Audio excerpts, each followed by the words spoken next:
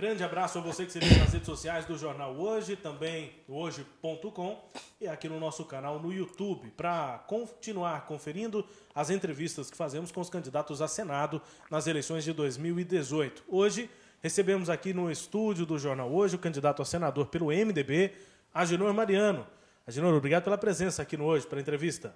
Obrigado, Rubens Salomão, obrigado, Rafael, obrigado a você que está nos assistindo aqui agora.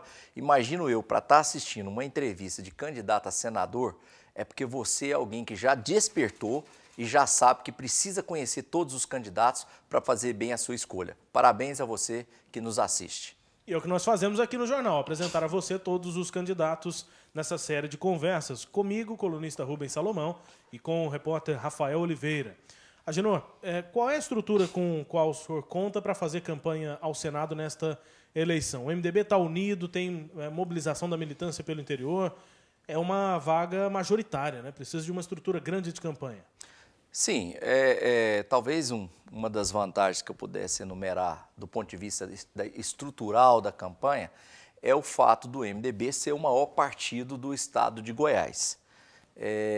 Assim sendo, isso provoca uma militância verdadeira, que essa militância é que, na verdade, à medida que vai conhecendo o seu candidato, é que leva o nome desse candidato ao interior, aos locais. Principalmente eu, que não sou muito conhecido, porque acabei sempre fazendo política mais aqui na capital, né? Então, nunca tive tanto contato com os meus companheiros do próprio interior. Os candidatos que obtiveram votos no estado, esses em outras oportunidades já o fizeram. Eu estou agora conhecendo a maioria dos companheiros do interior e entendendo. Então, o que eu acho que a grande vantagem é essa. O partido é grande, o partido tem militância, o partido tem tempo de televisão, para poder, aliás, é um tempo curto, mas comparado com os demais concorrentes, é considerável. Por outro lado, até agora, zero de recurso financeiro, né? A gente propagou-se muito aí o tal do fundo eleitoral, né? Mas desse fundo eleitoral até agora não recebi nenhum centavo. Estamos aí, temos que até utilizar dinheiro de recurso próprio para poder dar o mínimo de estrutura numa campanha, que é propaganda, que é televisão, essas coisas assim. Mas a gente sabe que os desafios são grandes e desafios existem para ser superados. Eu sou dessa linha, não me deixo abater por pouca coisa. Eu acho que o objetivo, o ideal, é aquele que você persegue e você, evidentemente, tem que transpor todas as dificuldades que possa ter. Candidato, como que o senhor enxerga hoje a dissidência dentro do MDB? A gente tem o Adib Elias, que é prefeito de Catalão e está na campanha do candidato Ronaldo Caiado, tem o Ernesto Rolle e outros prefeitos. Como é que está essa conversa dentro do partido? Isso já está superado? E qual foi o impacto da saída desses quadros para a campanha adversária? Olha, até as convenções do partido, o meu entendimento não era de outros do partido, mas o meu entendimento que até o período das convenções partidárias, as pessoas têm direito a defender teses. Dizer, olha, eu quero isso, eu quero lançar candidato próprio, eu quero apoiar o fulano de tal, acho que o partido tem que apoiar ciclano, beltrano. Então, a gente mesmo não era a vontade da maioria, mas a maioria teve que respeitar, vamos assim dizer, entre aspas, o direito de dissidentes. Né? Agora não, agora a convenção do partido aprovou candidaturas, já é tese vencida. Né? Então, eu entendo que o correto, do ponto de vista da fidelidade partidária, era que esses prefeitos que saíram estivessem apoiando o nosso candidato a governador, que é Daniel Vilela. Né? Agora, se eles não o fazem, existe estatuto do partido para disciplinar isso. Eu não sou da comissão de ética, mas certamente existe uma comissão formada que vai tratar as regras do estatuto, o que o estatuto fala sobre esse tipo de atitude, esse tipo de comportamento, e aí cabe a lei ser aplicada. Mas a comissão de ética precisa ser acionada. O senhor acionaria? Acha que caberia? Ela já foi acionada. Já foi? Já. Mas já houve aquele primeiro processo, já teve julgamento. Não, em Catalão, por exemplo, não deu resultado. Não, está em tramitação. Está ainda em tramitação. Está em tramitação. E existem as esferas recursais dentro do próprio partido. Né? Então, todos os processos, no que diz respeito a essa questão de fidelidade, já foram provocados dentro da comissão de ética e já estão circulando dentro do partido. Agenor, se eu não estou enganado, o único mandato eletivo na carreira foi como vereador. E vice-prefeito. E vice-prefeito, sim. Exato. Foi também secretário municipal, até bem pouco Por tempo. duas foi oportunidades. Também, foi na segunda oportunidade nessa gestão de Iris Rezende. Exato. O que Agenor Mariano propõe nessa campanha ao Senado? O que o senhor quer fazer como senador diante da carreira política que o senhor tem, da trajetória política que o senhor já tem? Olha, primeiramente é importante que se diga, o Senado Federal não é representante do povo. O senador não representa o povo. O senador representa o Estado. E talvez você fique pensando assim, mas se não representa o povo, por que eu que voto? Não, porque quem tem que escolher o representante do Estado é você. Agora, quando você escolhe o representante do Estado, ele vai tratar sobre assuntos relativos ao Pacto Federativo. O Brasil tem 26 estados e um Distrito Federal, que totalizam 27 unidades federativas. São 3 senadores por cada um desses estados, o que totalizam 81 senadores. Os deputados federais, você vota e escolhe o seu deputado federal e a quantidade de vaga de cada estado é referente à população. Então, o deputado federal é representante do povo e o senador é representante do estado. E por que ter um representante do estado? É porque existe um pacto federativo. E os senadores, por exemplo, de Goiás, que estão no mesmo número que o senador de São Paulo, que os senadores do Acre, precisam defender os interesses de Goiás no Pacto Federativo. Esses interesses, por exemplo, uma conta de papel de pão aqui para você, rapidamente, pode-se dar um exemplo da seguinte forma.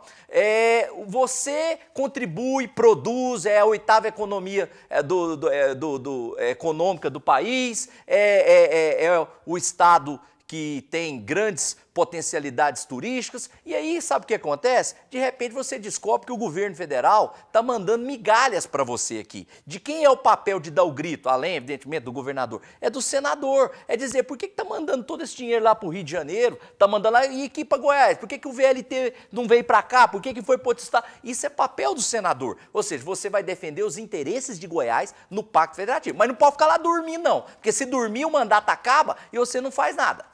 Dormir 8 anos é muito tempo. E tem gente que dorme. Os atuais senadores não fazem isso? Olha, vou deixar, como nós estamos em período eleitoral, vou deixar que o povo diga isso. O senhor não tem análise nenhuma sobre o atual mandato? Tenho análise, mas não cabe a mim, eticamente, disputando a eleição com eles, ficar apontando o dedo. Mas na hora certa, as pessoas que estão nos assistindo vão pesquisar e vão saber o que cada um fez. 2 deles são concorrentes do senhor. Um deles não é porque não é eleição para essa vaga. São 2 vagas, depois uma. Lúcia Evana e Wilder Moraes são concorrentes do senhor. O senhor também tem concorrência interna na própria chapa, Vanderlan Cardoso, também tem Marconi Perillo. Como é que o senhor avalia a concorrência? É importante lembrarmos que essa eleição é uma eleição atípica. É uma eleição de 2 votos. Você pode votar em 2 candidatos a senador. Tá? Então, lembre-se disso, você tem direito a escolher 2. Então, quando você for votar, você vai dizer para nós, bom, qual é o perfil do senador que você quer? Você quer, por exemplo, um senador que quer ser candidato só para não ficar sem mandato? Porque a vaidade não permite ficar sem mandato. Aí, porque quer um forozinho privilegiado? Bacana, mandatinho de senador garante um forinho privilegiado. Se as motivações forem essas, você vai repensar seu voto. Porque tem gente que já está achando que já ganhou a eleição. Só que é o seguinte, meu amigo, combinou com você? Você é senhor desse seu voto. É você que vai poder decidir em quem você vai votar. Talvez hoje você está me conhecendo pela primeira vez. Talvez você nunca me viu falando. Uma coisa eu posso dizer para você. Eu sou muito parecido com você, sou cheio de defeitos. Mas uma coisa eu sou parecido com você também. A minha indignação com a classe política. A minha indignação com aquilo que tem acontecido aqui no nosso país. E eu me apresento sim para dar a você uma opção de voto como renovação para o Senado brasileiro. Quem está achando que já está eleito, Agenor? Olha, tem muitos aí, toda hora a gente ouve falar aí, fulano é que já ganhou, ciclano é que já ganhou. Eu não acredito nisso. No dia da eleição, você vai prestar atenção nos programas de televisão, você vai compreender quem são os candidatos e vai fazer a escolha certa. Você já está calejado, você já está experiente, você já está adulto para saber da importância do seu voto. E eu conto com essa sua maturidade. O senhor foca no pedido para o segundo voto, Agenor? Eu foco no pedido no primeiro voto. Do segundo voto, todos os votos que você puder dar para mim, eu quero receber. Então, eu não fico calculando primeiro ou segundo voto, não. O voto que você quiser me dar, pode ter certeza que eu vou honrar lá no Senado Federal. E, candidato, o senhor participou da gestão do prefeito Iris Rezende e ele não tem uma aprovação muito satisfatória nessa atual gestão dele. Como é que vai ser a participação do prefeito na campanha? Ele mais ajuda, mais atrapalha? Se fosse assim, o Marconi não devia nem ser candidato, porque se falar em termos de aprovação e de rejeição, é o que lidera a pesquisa. As coisas não funcionam dessa forma. O prefeito Iris Rezende, todo mundo sabe que pegou a pior prefeitura do Brasil. Isso aí quem disse foi as pesquisas da Folha de São Paulo, que disseram logo quando o prefeito assumiu qual era a prefeitura pior do Brasil na pesquisa que saiu na Folha de São Paulo. Todo mundo sabe que o Iris é experiente e todo mundo sabe também que se não fosse o Iris que assumisse essa prefeitura agora, no estado que ela foi encontrada, talvez hoje nós estivéssemos chorando lágrimas de sangue.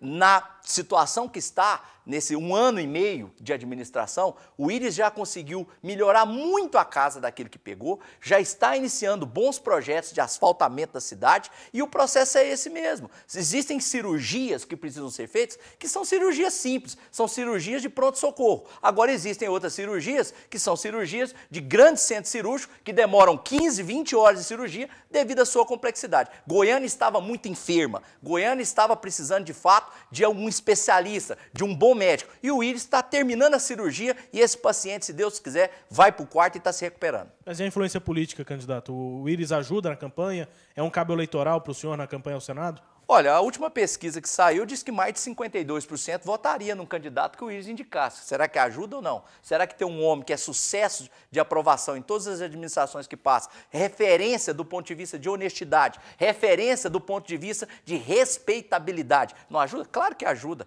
Quem disser que não ajuda só se estiver doido. Mas não parece que haver ainda uma caracterização de alguns candidatos do Iris nessa eleição.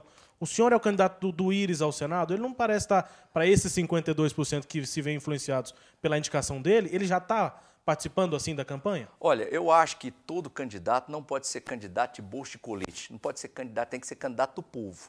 O Iris é um grande parceiro e tem o apoio dele, assim como ele tem apoiado todos os candidatos da coligação. Agora, o eleitor, ele não é tutelado por ninguém, o eleitor é dono do seu próprio voto e a gente tem que respeitar o eleitor do ponto de vista que ele é livre para fazer as suas escolhas. E eu estou aqui me apresentando como um candidato, que talvez você nunca me viu, que quero de fato representar Goiás no Senado, a fim de que o seguinte, esse país precisa de gente. Se são pessoas que trouxeram o país para a descrença moral que nós nos encontramos hoje, eu quero dizer uma coisa para você também. Não tem jeito. Serão pessoas também que vão reerguer o país. Porque se você não votar em ninguém, se você se colocar fora do processo eleitoral, vou dizer uma coisa para você, no dia 7 de outubro não tem nenhum cargo vazio. Todos estarão ocupados, quer você queira, quer você não. Então, use o seu poder, use o seu voto para melhorar, para minimizar quem serão os nossos representantes lá no Senado Federal. E, candidato, se o senhor for eleito, né, para o Senado Federal, já passa para uma esfera estadual da política, né, saindo daqui de Goiânia. Muito se diz sobre a saúde financeira do Estado, né, de que se vai atrasar a folha de pagamento, de que não tem previsão e que o Estado está quebrado. Como senador e partindo já para o Estado, pensando no Estado, como que o senhor pensa na economia do Estado? O que o senhor pensa em geração de emprego e renda, que é um tema hoje que está muito debatido entre os eleitores diante da crise que o país enfrenta?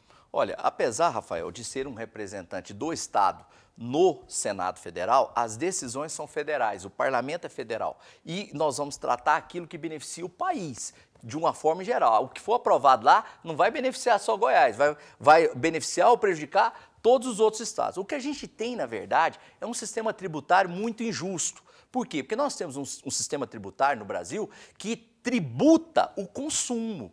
Ou seja, essa é a pior forma de tributação que pode existir. É a menos democrática, é que mais explora aqueles que têm menos recursos. A nossa defesa é que a tributação seja feita na renda e não no consumo. Porque o pobre que vai comprar uma comida, que vai comprar um produto industrializado, mesmo ganhando menor salário, ele está pagando o mesmo valor de imposto que o cara que ganha 50 salários. Então é o seguinte, precisamos desonerar a tributação do consumo e aumentar a atribuição da renda. Se você ganha mais, você vai pagar mais imposto. Se você ganha menos imposto. Isso é uma forma justa. Com isso você vai fomentar o emprego, você vai melhorar a economia, mais gente consumindo, menos gente passando fome e você começa a criar um ciclo mais produtivo no Brasil. A alíquota mais alta de imposto de renda é 27,5%. O senhor acha que está pouco? Não, não acho que está pouco. Tem que aumentar? Não acho que tem que aumentar. Depende do ganho. Se você desonerar o consumo, eu, por exemplo, não teria dificuldade de pagar, por exemplo, 30% na minha contribuição do meu ganho, porque primeiro, se eu estou pagando é porque eu ganhei. Não está cobrando de quem não ganhou. Segundo, que se aumentar isso e desonerar o consumo, a minha cesta básica, a hora que eu for comprar o pneu do meu carro, a hora que eu for abastecer o carro a gasolina, vai ficar tudo muito mais barato. Por quê? Porque aí o consumo foi desonerado. Quando você desonera o consumo, não tem problema. Quando você chega nos países de primeiro mundo, todos pagam impostos, inclusive de 30 e tantos % em termos de renda. Mas quando você vai chegar lá, o preço da gasolina é desse tamanhozinho, quando você vai lá, o preço do carro é desse tamanhozinho, e aí você fez o quê? Tributou quem ganhava muito.